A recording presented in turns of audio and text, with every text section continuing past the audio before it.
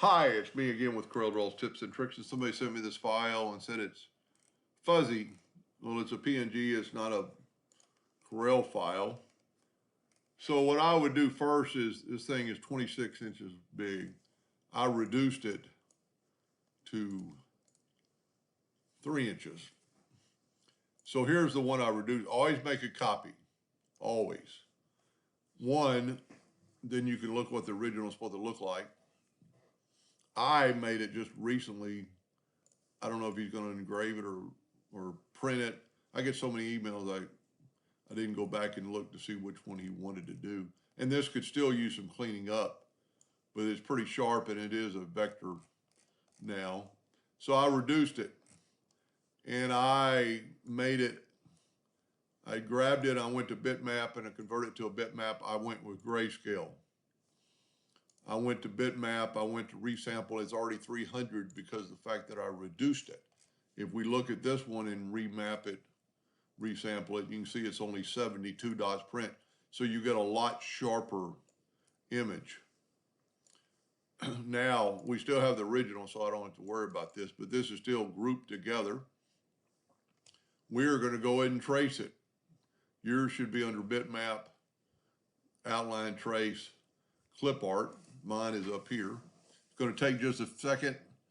I see a lot missing, so I'm going to bump the detail up to a lot. And then you can see that we've taken away all that other stuff. We'll actually do a yellow box trick just to make sure there's nothing there. I just made a rectangle yellow, order back a page, and you can see it's nothing there but the image itself. Now there's two ways you can go about this, and I don't know, the font that is here is a distressed font anyway. So it doesn't really matter what it looks like, kind of, to me. I'm going to go to object, I'm going to group it, I'm going to ungroup it. And I am going to take that font, and then in the original it is a blue, and we can actually make it blue. But first I'm going to grab it. Let's see, my nudge factor is 2 inches. I'm going to grab it all and move it out of the way, and I'm going to grab the other part and move it out of the way and make sure I just have the font. And then I'm going to make it all black. Well, first what I need to do is take away this black part and just delete it and delete it. I don't know what that's supposed to be, so I'm going to leave it. But since it's distressed font, we're just going to make it black, and then I'm going to go to object and I'm going to combine it. That way, when I left click, right click, all those lines have been combined. So it's going to look black all the way through. Now, if we wanted to make it that blue, we could go to the color eyedropper tool and take that color and then zoom in.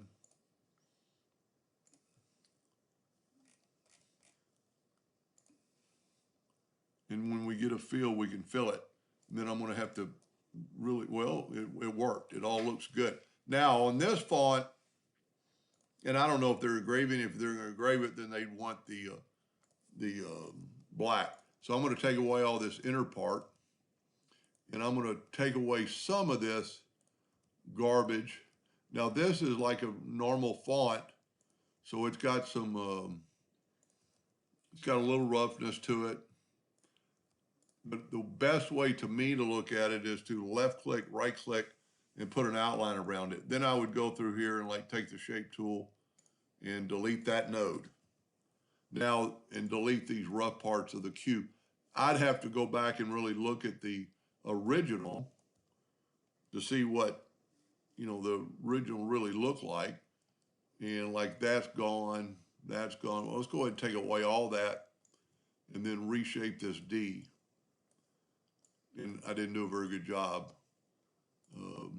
You could actually add a node there by just double clicking. And, I'm not going to take the time to go through there to see what the original looks like. But one thing I've always done, there's two E's and there's two P's. Once you get one a little perfect, you could move it to the other spot and just delete the other one. But that's good enough. Now the dragon itself, so what we're going to do now is just take this font, and I think in the original it is, I'm going to make it black. It's actually a gray part, but we're going to make it black. Now let's take, let me move my one I've already fixed out of the way. And that's both go up there. Anyway, the dragon itself is kind of easy. We've got some parts in here that are interior that I don't know are supposed to be there or not, and like the dragon's eye. I'm just going to take all these black spots and brown spots and move them out of the way. I'm going to move this circle completely out of the way. I'm just using my left arrow key. And I'm going to get rid of this trash that's like in between the lines, because I think it looks pretty cool with the lines kind of missing instead of garbage in there. And, you know, you don't have to get rid of all these little parts, because the fact that we could combine it and it'll get rid of those parts. Now, I just realized the one I did, I actually made his tail white, but it's almost always complete. So now what I'm going to do is grab the entire dragon and make it a gray by left clicking, and then I'm going to go to object and combine it. And what that does, it just makes all the colors. Now, if we want to make this one black, we would just make it black and nudge it over. We're going to make all these black and then just nudge them over in his eye and his nostril. And then we can nudge these back. That's one thing so nice about the nudge tool. This is, to me, is trash. I'm not going to use it. I think that looks pretty good. Now the dragon needs a little bit of help, but since we've combined it, you know, now we can do some things with it. I would actually, if it was mine, I would left click. I'm going to right click in red, and see there's all that garbage lineage. But if we take the virtual segment delete key and delete that line, and you see the nodes are open. Let's zoom in here a little bit. I wish I would have made a copy of this to show you the before and afterwards to see what it looks like. Almost got it. Now, if we use the Smart Fill tool and go and get that same shade of gray we used and Smart Fill this and then move this over, when I left click, right click now, those nodes that are broken right there are now sealed up because the Smart Fill tool does that. Then you could take the Shape tool and delete some of these nodes to make them look more like, I don't know what this actually even is, if it's a dragon, what this would be. But, you know, like right here, there's like a bunch of nodes stacked on top of each other. Just delete them. You know, and delete that one and delete that one. As long as it doesn't really change your look that you're going for. See, like right here, there's like 3 nodes stacked on top of each other. I mean, they're so close, just let's delete them and delete them. Now we changed that circle too much, but like right here, there's triple nodes.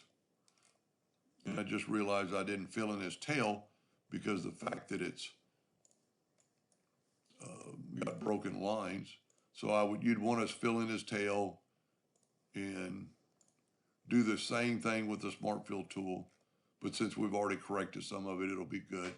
And then just nudge everything back over, you know, his eye and the text. And take the Smart Fill tool and fill it in with that gray. Take away the outline, maybe make it look a little better. Now, whenever you do that, it has this other outline because of the Smart Fill tool, so just delete it and then nudge it right back. That's a pretty cool logo, and it's crisp and clean now. It needs a little bit of fixing, you know, but it's so easy to remove stuff. And if you happen to have X7 or above, you can use a smoothing tool. We need to make it about 0.5 of an inch and just lightly smooth that stuff out.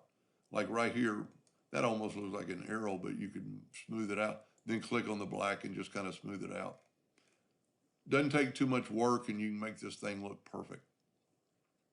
Now, if he had it on a want to look at it on a t-shirt, let's say the t-shirt is blue, and then go to object, and because I sent, one of them said something tonight, and I'm trying to answer, said something about printing on a t-shirt.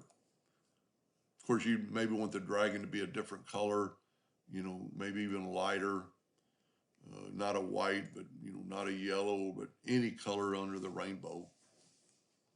Anyway, I hope that answered that person's question, and thank you for watching.